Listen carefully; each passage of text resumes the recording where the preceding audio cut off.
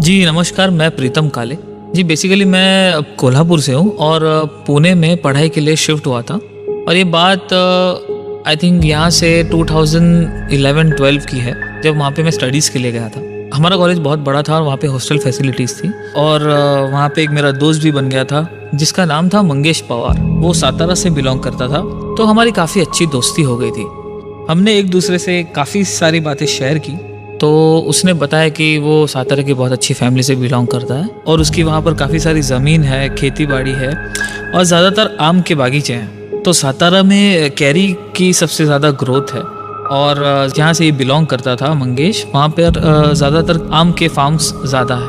और उसने मुझे ये भी बताया कि वहाँ पे जो फार्म्स है वो फार्म्स की कोई बॉर्डर नहीं है, मतलब अगर अगल बगल में किसी और का खेत है तो वहाँ पर बाउंड्रीज नहीं है। तो मैंने मंगेश से पूछा कि भाई ये बाउंड्रीज के बिना खेत कैसे प्रोटेक्टेड रहते हैं, मतलब आम तो कोई भी आके तोड़ के जा सकता है। तो उसने मुझे बताया कि नहीं, वहाँ पे वो कुछ सीक्रेट पूजा करते हैं और उनके जो एंसेस्टर्स हैं वो उनके आम को प्रोटेक्ट करते हैं। तो ये मुझे सुन के बड़ा अजीब लगा और मैं ये सोच रहा था कि कोई मरा हुआ इंसान किसी को कैसे भला प्रोटेक्ट कर सकता है। फिर कुछ दिनों बाद हमारे वैकेशंस आने वाले थे दिवाली के, तो मैंने सोचा चलो मंगेश के गांव ही घूम कर आ जाएंगे, एक थोड़ा घूमना फिरना भी हो जाएगा, वैकेशन भी निकल जाएगा। तो उसने सारे टिकट्स वगैरह अरेंज कर ली और हम दोनों निकल गए।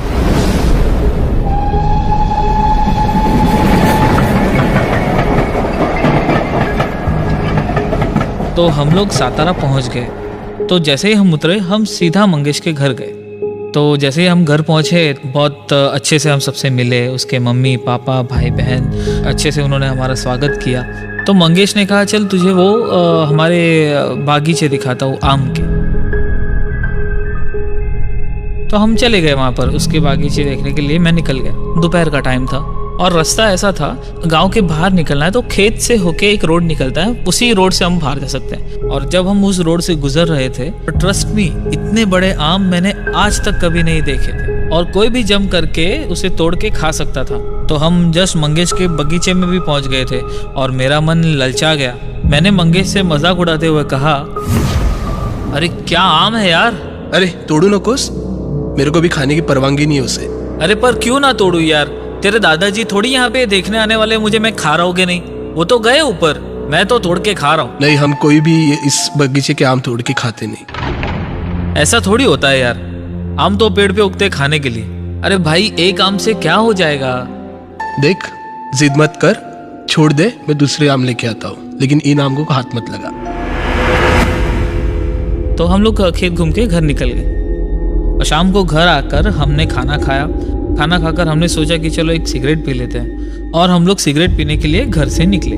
तो जैसे हम जा रहे थे, मंगेश की फैमिली का आम का बागीचा आया। जैसे ही मुझे वो दिखा तो मुझे दोपहर की बात याद आ गई और मैंने फिर उसका मजाक उड़ाना शुरू किया, उसके दादाजी को लेकर जो प्रोटेक्ट करते हैं उनके खेत वगैरह वगैरह। अरे मंगेश, ये देख तेरे दादाजी के कॉपीराइट वाले आम। अरे यार मजाक छोड़, आम के पीछे कब से पड़ा है तू? अभी भी खाने का मन कर रहा है यार। अरे छोड़, दम मार के जाते हैं, जल्दी चल, अंधेरा भी हो रहा है और यहाँ पे लोग जल्दी सो जाते हैं।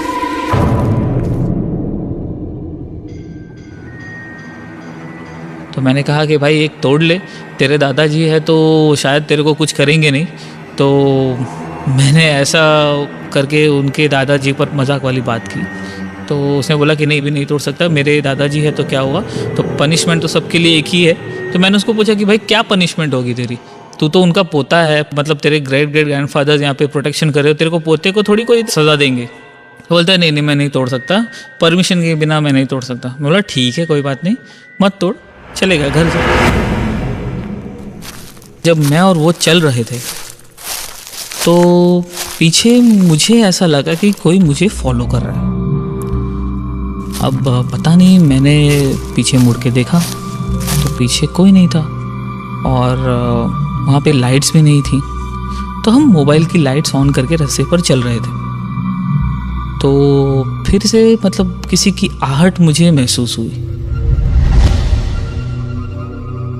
कि कोई मेरे पीछे चल रहा है। मैंने मंगेश को बोला, भाई मंगेश तेरे को कुछ फील हो रहा है क्या, पीछे कोई है क्या? तो उसने बोला कि भाई कोई नहीं है। तो हम लोग ने थोड़ा तेज़ी से चलना स्टार्ट किया। जैसे ही हमने फास्ट चलना स्टार्ट किया तो वैसे ही मुझे पीछे से ऐसा लगा कि किसी ने मेरे शोल्डर पे हाथ रखा हुआ। अरे मंगेश, मेरे कंधे पे किसी ने हाथ रखा है यार। अभी देख, रात को मजाक मत कर, चल जल्दी चल। अरे नहीं यार, सच में। और मैं जैसे ही वो महसूस हुआ मुझे, मैं रुक गया। फिर वो हाथ कंधे से होकर मेरी कलाई पर आ गया। मंगेश यार, अभी मेरा हाथ पकड़ लिया यार किसी ने। अरे क्या हुआ? मंगेश मैं हिल नहीं पा रहा हूँ यार। अरे क्या हुआ तुझे? मंगेश अरे ठीक है ना तू? मुझे ऐसा लग रहा था कि मेरा हाथ किसी ने कस के जकड़ लिया हो और अब मैं हिल भी नहीं पा रहा हूँ, मेरी बॉडी कुछ रिएक्ट नहीं कर रही है। तो मंगेश ने मेरा दूसरा हाथ पकड़ा और वो मुझे खींच रहा है जोर से, लेकिन मैं हिल नहीं रहा। और वो भी डर गया कि भाई ये क्या हो रहा है, ये हिल क्यों नहीं रहा है। उसने काफ़ी जोर देके मुझे हिलाने की कोशिश की, लेकिन मैं हिल भी नहीं पा रहा हूँ, ज़रा भी नहीं हिल रहा। और अब तो मेरे मुंह से आवाज़ भी नहीं निकल रही थी।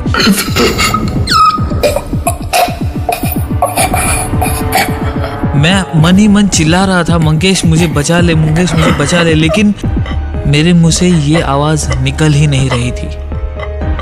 मैंने काफ़ी कोशिश की। 2 मिनट के लिए मैं पूरा सुन रहा। मंगेश भी बुरी तरह से टेंशन में था। आसपास कोई नहीं था। शाम के 8-9 बजे थे। सुनसान सड़क थी और मंगेश को भी कुछ समझ नहीं आ रहा था कि वो क्या करे।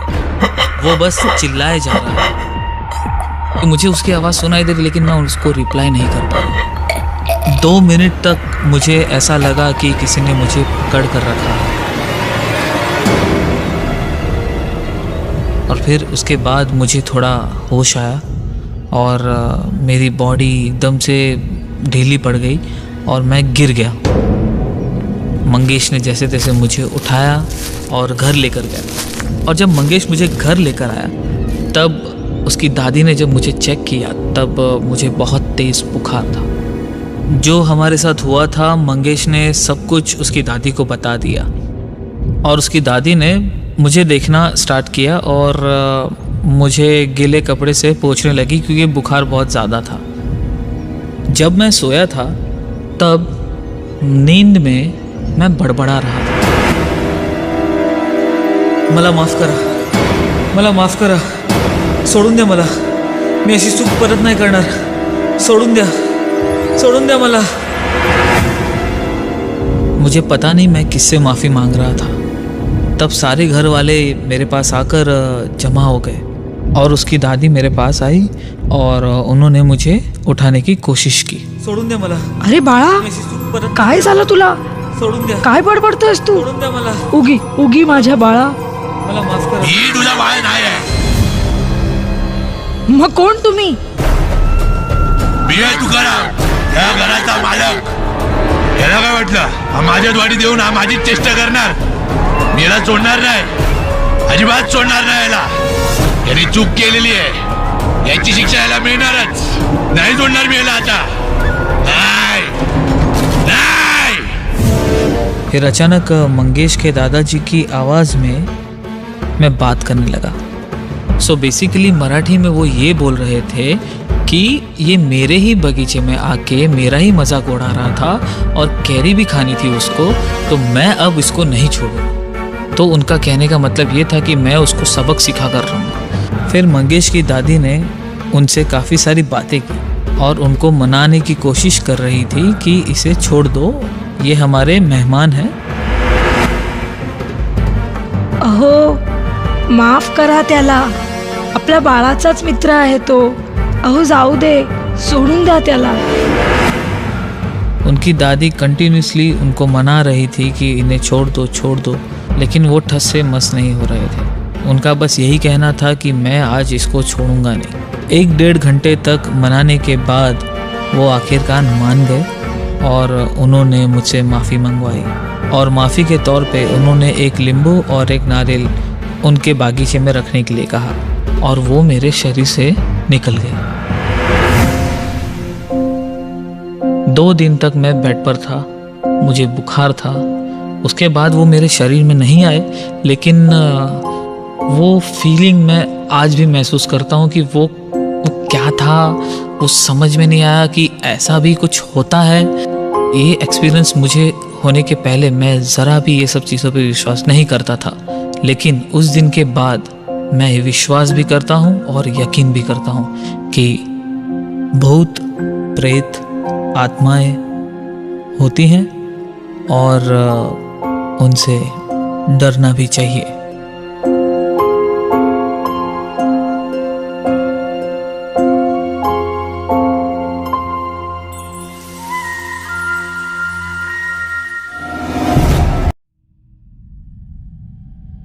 मेरा नाम पूजा है और मैं मुंबई में रहती हूँ। कुछ साल पहले मेरे साथ एक हादसा हुआ था जब मैं एक मीडिया कंपनी में काम करती थी जो लोअर परेल मुंबई में है। तो उस टाइम पे मैंने भी ये भूत वाला एक एक्सपीरियंस देखा है। Like I have experience the ghost spirit around me. Basically मैं लाइफस्टाइल की प्रोड्यूसर हुआ करती थी, तो मेरे शूट्स बहुत लेट नाइट होते थे, तो मेरे को ऑफिस में रात के 2:30-3 बजे तक रुकना पड़ता था।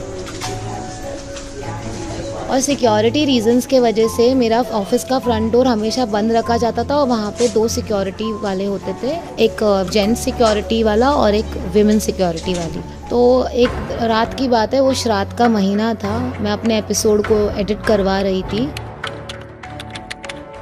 और 2:30 बजे की बात है और मैं बहुत थकी थी और मुझे फ़्रेश होना था। तो मैंने सोचा मैं वॉशरूम जाके फ़्रेश हो आती हूँ। तो मैं जैसे वॉशरूम की तरफ बढ़ने लग गई और मैं वॉशरूम के थोड़े ही बाहर खड़ी थी, तो मुझे 2 लोगों की बातें करने की आवाज़ें आने लग गई। वो लोग हंस हंस के बातें कर रहे थे। तो मैंने सोचा कि मे बी ऑफिस में कोई रिपोर्टर आई होगी लेट नाइट शूट के बाद, या फिर कोई सिक्योरिटी वाली औरतें बैठ के बातें कर रही होगी। और मैं इतनी थक चुकी थी कि मैंने इतना ध्यान ही नहीं दिया कि कौन होगी, और मैं रैंडमली वॉशरूम के अंदर चली गई। देखा तो वॉशरूम के अंदर मुझे कोई दिखा नहीं। तभी मैंने अपना दिमाग नहीं लगाया। मुझे लगा कि यार वो लोग बाथरूम के अंदर बैठ के कोई बात कर रहा होगा, या मे बी बात करके वो लोग बाथरूम के अंदर चले गए होंगे। तो फिर मैं बेसिकली वॉशरूम से बाहर आई और मैं सिंक की तरफ गई ताकि I will freshen my self. जैसे मैंने अपने मुंह पे पानी मारा और मैंने आईने में देखा कि मेरे पीछे कोई खड़ा है। लेकिन मैंने जैसे मैं मुड़ी और मैंने पीछे देखा कि कौन खड़ा है, तो वहाँ कोई नहीं था। मैंने फिर भी थोड़ा लगा कि मैं थोड़ी कंफ्यूज्ड हुई होंगी, मे बी मैं थक गई हूँ, इसलिए मैंने कुछ इमेजिन कर लिया होगा, इसलिए मैंने फिर से अपने मुंह पे पानी मारा। और जैसे मैंने फिर से आईने में देखा तो with in a fraction of second एक ऐसे लगा कि कोई तो इतने स्पीड से वहाँ से पास हुआ है, उसने दरवाज़ा खोला और वो वहाँ से चला गया।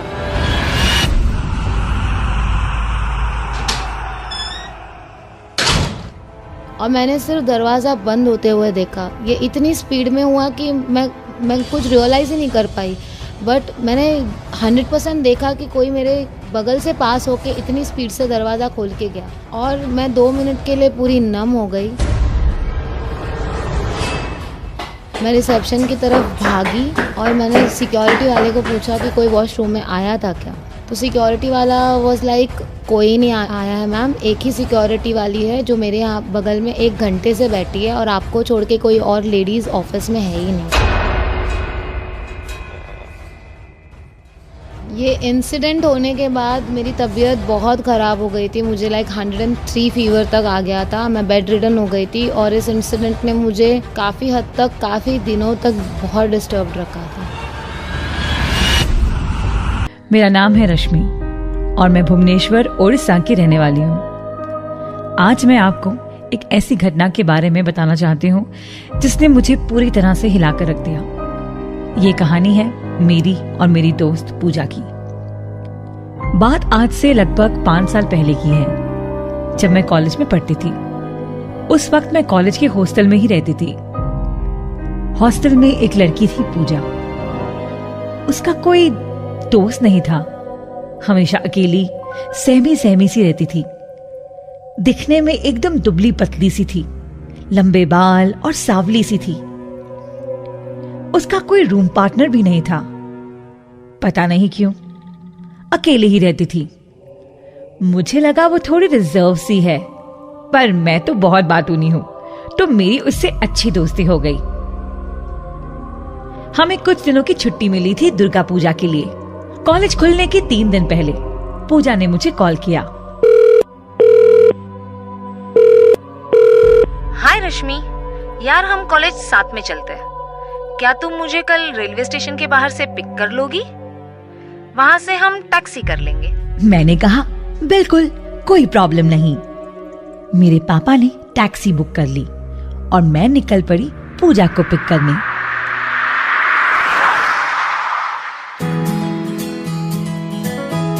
हाय पूजा, कैसा रहा तुम्हारा हॉलिडे?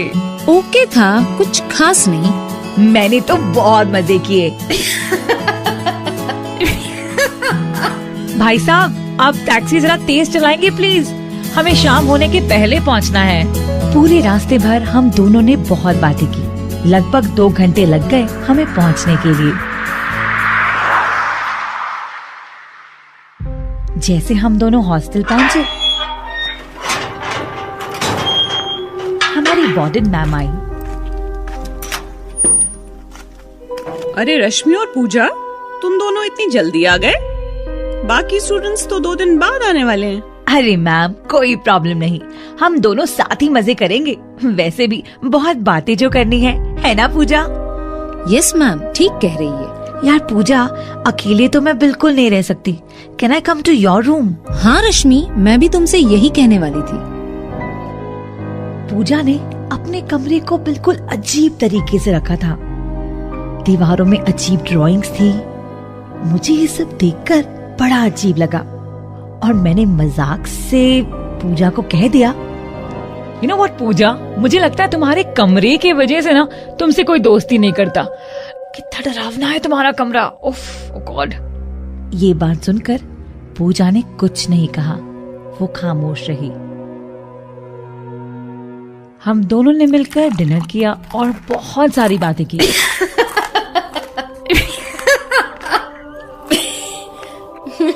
तकरीबन रात के 2 बज रहे थे। रात में अचानक जैसे ही मेरी आंख खुली, पूजा मेरे बिस्तर के पास खड़ी थी। बाल खुले थे, चेहरा थोड़ा सा मुड़ा था और मुझे कुछ अजीब तरह से घूर रही थी। मैं बहुत डर गई और इससे पहले कि मैं कुछ कहती या करती, वो मेरा गला दबाने लगी। पूजा तो बहुत दुबली पतली थी, जाने उस रात उसमें ताकत कहां से आ गई थी। उसके बालों ने उसका चेहरा ढक दिया था। पता नहीं वो पूजा ही थी या कोई और, पर हॉस्टल में तो वार्डन और हम दोनों के अलावा और कोई नहीं था। फिर मैंने पूरी ताकत से धक्का दे दिया और वो बिस्तर से नीचे जमीन पर गिर गई और बड़ी मुश्किल से भागकर मैंने रूम की लाइट ऑन की। जैसे मैंने रूम का लाइट ऑन किया, मैंने देखा पूजा वापस बेड पर थी। एक छोटे से बच्चे की तरह सिकुड़ कर वो लेटी हुई थी। उसके बालों से उसका चेहरा छुप गया था। मैं कांपते हुए पूजा के पास आई और कहा, पूजा पूजा। कोई जवाब नहीं मिला।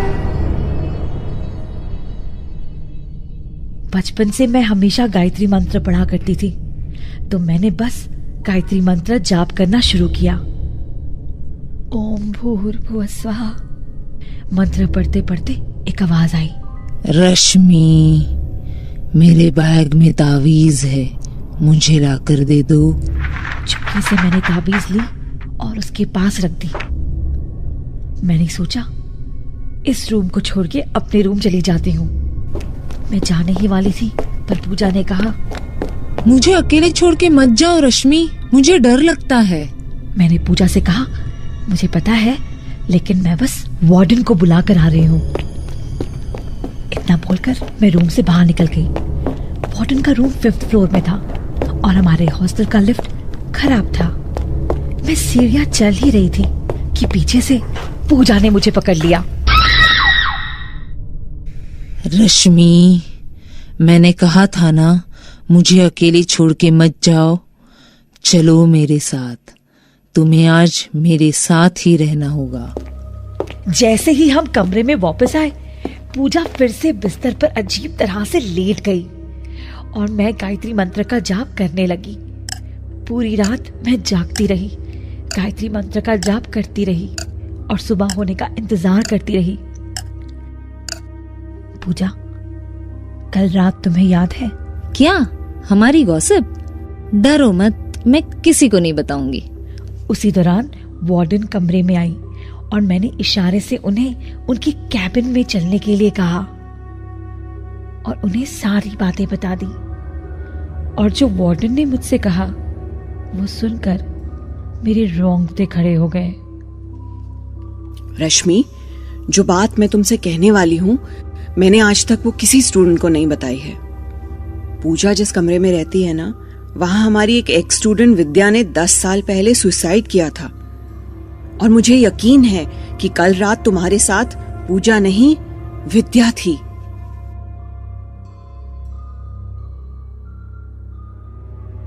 इस घटना के बाद उस कमरे को पूरी तरह से बंद कर दिया गया, पर हाल ही में सुनने में आया है वार्डन ने रिजाइन कर दिया है और नई वार्डन ने आते ही उस कमरे को दोबारा खोल दिया है। उस कमरे में विद्या अब इंतजार किसका कर रही है?